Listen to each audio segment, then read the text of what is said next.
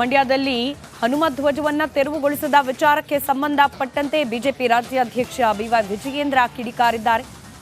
ಈಗ ಆಲ್ರೆಡಿ ಬಿಜೆಪಿಯ ನಾಯಕರು, ವಿರೋಧ ಪಕ್ಷದ ನಾಯಕ ಅಶೋಕ್ ಅವರ ನೇತೃತ್ವದಲ್ಲಿ ಒಂದು ತಂಡ ಮಂಡ್ಯಕ್ಕೆ ಭೇಟಿ ನೀಡಿದೆ. ಇದೇ ವಿಚಾರಕ್ಕೆ ಸಂಬಂಧಪಟ್ಟಂತೆ ಧ್ವಜವನ್ನ ಇಳಿಸ್ತಾರೆ ಅಂದ್ರೆ ಅಧಿಕಾರದ ದರ್ಪ ನೆತ್ತಿಗೇರಿದೆ ಅಂತ ಅರ್ಥ ಅಂತ ಹೇಳಿ ಕಾಂಗ್ರೆಸ್ನ ವಿರುದ್ಧ ಬಿಜೆಪಿ ರಾಜ್ಯಾಧ್ಯಕ್ಷ ಬಿವೈ ವಿಜಯೇಂದ್ರ ಕಿಡಿಕಾರಿದ್ದಾರೆ. ಪೊಲೀಸರ ಮೂಲಕ ಧ್ವಜ ಇಳಿಸಿ ದಬ್ಬಾಳಿಕೆಯನ್ನ ಮಾಡ್ತಿದ್ದಾರೆ ಕಾಂಗ್ರೆಸ್ನವರು. ಕಾನೂನು ಸುವ್ಯವಸ್ಥೆ ಹದಗೆಡಿಸುವ ಕೆಲಸ ಮಾಡ್ತಾ ಇದ್ದಾರೆ. ಧ್ವಜ ಸಹಿಸಿಕೊಳ್ಳೋಕೆ ಆಗೋದಿಲ್ಲ ಅಂದ್ರೆ ಇದಕ್ಕೆ ಏನರ್ಥ ಅಂತ ಕಾಂಗ್ರೆಸ್ ವಿರುದ್ಧ ಬಿವೈ ವಿಜಯೇಂದ್ರ ಆಕ್ರೋಶ ವ್ಯಕ್ತಪಡಿಸಿದ್ದಾರೆ.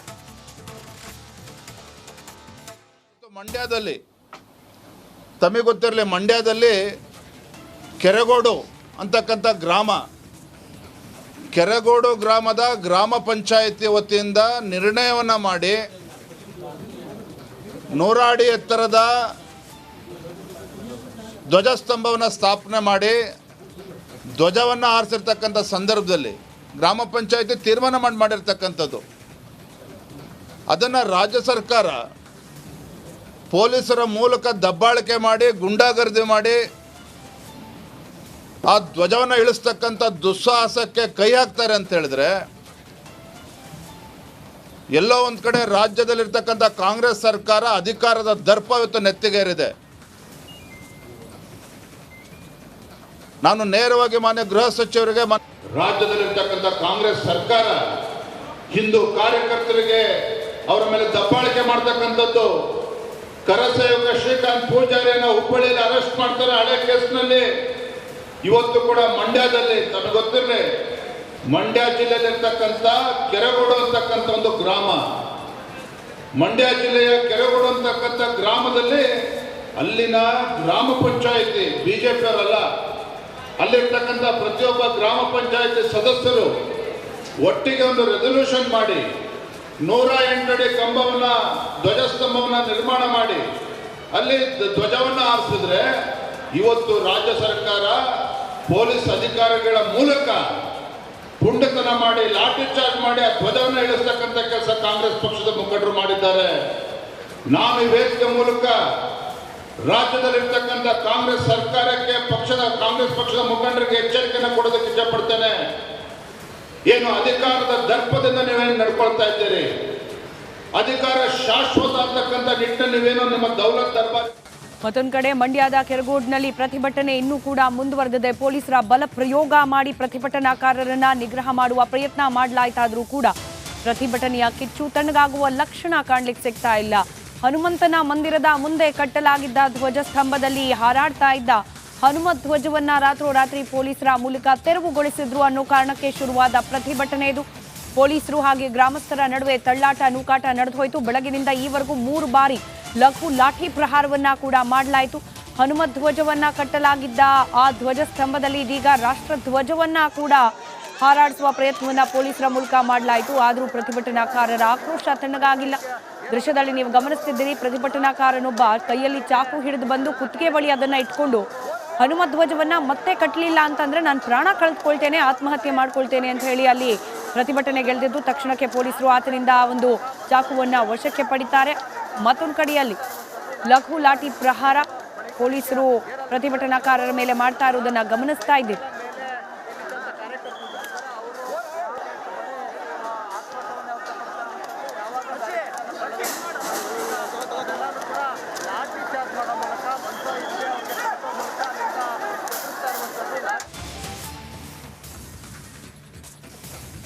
ಒಂದು ಕಡೆ ಮಂಡ್ಯದ ಕೆರಗೋಡ್ನಲ್ಲಿ ಹನುಮ ಧ್ವಜ ದಂಗಲ್ ವಿಚಾರಕ್ಕೆ ಸಂಬಂಧಪಟ್ಟಂತೆ ಕಂಬದಲ್ಲಿ ಇದೀಗ ರಾಷ್ಟ್ರಧ್ವಜವನ್ನ ಕಟ್ಟಲಾಗಿದೆ. ಗ್ರಾಮಸ್ಥರ ವಿರೋಧದ ನಡುವೆಯೇ ಧ್ವಜಾರೋಹಣವನ್ನ ನೆರವೇರಿಸಿದ್ದಾರೆ ಪೊಲೀಸರು. ಇದೀಗ ಸ್ಥಳಕ್ಕೆ ವಿರೋಧ ಪಕ್ಷದ ನಾಯಕ ಅಶೋಕ್ ಕೂಡ ಭೇಟಿ ಕೊಟ್ಟಿದ್ದಾರೆ. ಗ್ರಾಮಸ್ಥರು ಅವರ ಜೊತೆ ಸೇರಿ ಅಶೋಕ್ ಅವರು ಪ್ರತಿಭಟನೆ ಮಾಡ್ತಾ ಇದ್ದಾರೆ.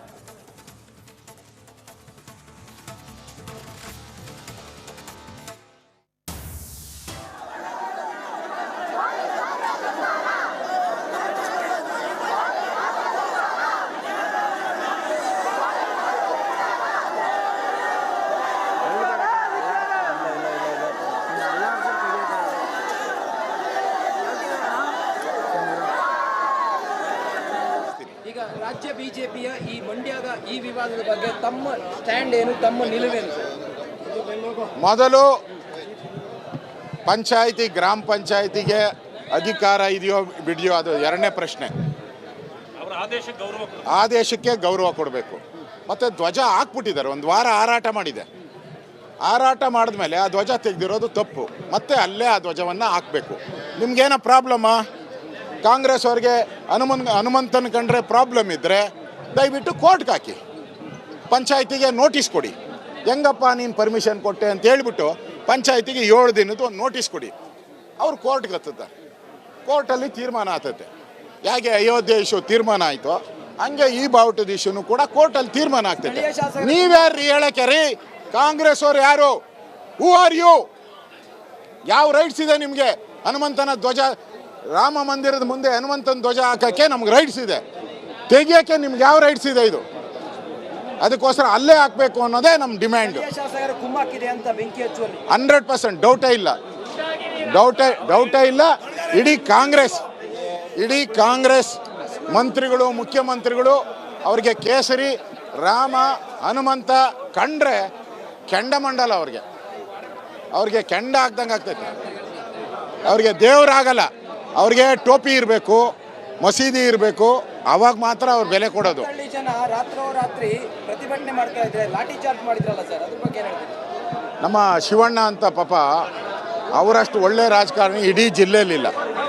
ಅವ್ರಿಗೆ ಹೊಡೆದು ಹಾರ್ಟ್ ಪೇಷಂಟು ಎಲ್ಲರಿಗೂ ಬರೋ ರೀತಿ ಹೊಡೆದಿದ್ದಾರೆ, ಮೈಯಲ್ಲಿ, ಕೈಯಲ್ಲಿ, ಕಾಲಲ್ಲಿ ಎಲ್ಲ ನಾಚಿಕೆ. ಈಗ ನಾನು ಹೇಳೋದು, ಇವ್ರಿಗೆ ಪೊಲೀಸವ್ರಿಗೆ ಫೋರ್ಸ್ ಇದೆ.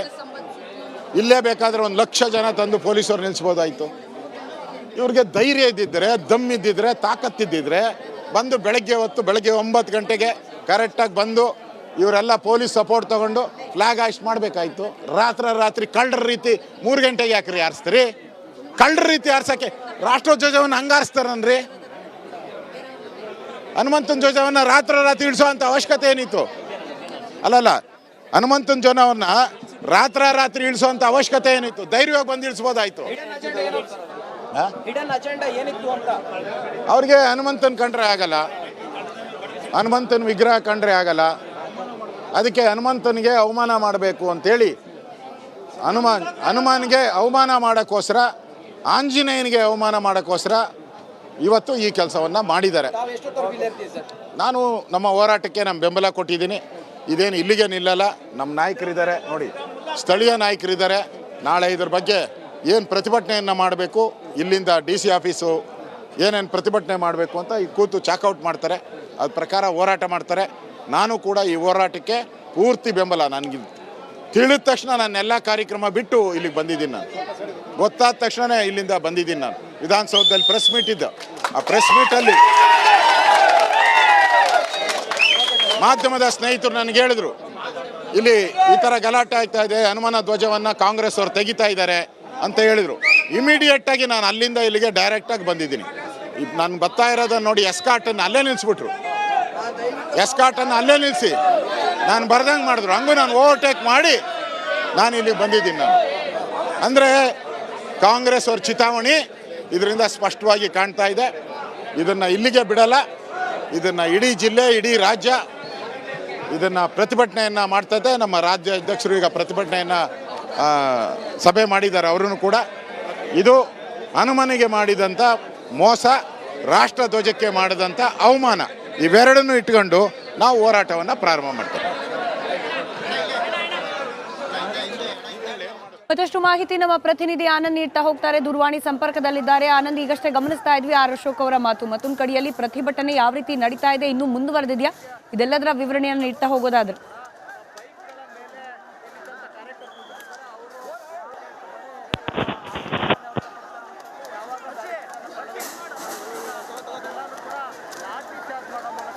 ಬಹುಶಃ ದೂರವಾಣಿ ಸಂಪರ್ಕ ಸಾಧ್ಯವಾಗಿಲ್ಲ. ನಮ್ಮ ಪ್ರತಿನಿಧಿ ಆನಂದ್ ಕೆಲವೇ ಕ್ಷಣಗಳಲ್ಲಿ ಮತ್ತೆ ಜಾಯಿನ್ ಆಗ್ತಾರೆ. ಮತ್ತಷ್ಟು ಮಾಹಿತಿಯೊಂದಿಗೆ ಸ್ಥಳದಲ್ಲಿ ಸದ್ಯದ ಪರಿಸ್ಥಿತಿಗಳು ಯಾವ ರೀತಿ ಇದೆ ಅದನ್ನು ವಿವರಿಸ್ತಾ ಇದೆ ದೃಶ್ಯ. ಒಂದ್ ಕಡೆ ಯಾವ ಧ್ವಜ ಸ್ತಂಭದಲ್ಲಿ ಹನುಮನ ಧ್ವಜ ಹಾರಾಡ್ತಾ ಇತ್ತು, ಅಲ್ಲಿ ರಾಷ್ಟ್ರಧ್ವಜವನ್ನ ಮತ್ತೆ ಹಾರಾಡುವಂತೆ ಮಾಡಲಾಗಿದೆ. ಪೊಲೀಸರ ನೇತೃತ್ವದಲ್ಲಿ ಈ ಕಾರ್ಯ ಆಗಿದೆ. ಆದರೆ ಮತ್ತೊಂದು ಕಡೆಯಲ್ಲಿ ಪ್ರತಿಭಟನಾಕಾರರ ಆಕ್ರೋಶ ಇನ್ನೂ ಕೂಡ ಮುಂದುವರೆದಿದೆ. ಪೊಲೀಸರು ಗುಂಪನ್ನ ಚದುರಿಸುವ ಕಾರ್ಯ ಮಾಡ್ತಾ ಇದ್ದಾರೆ. ಲಘು ಲಾಠಿ ಪ್ರಹಾರ.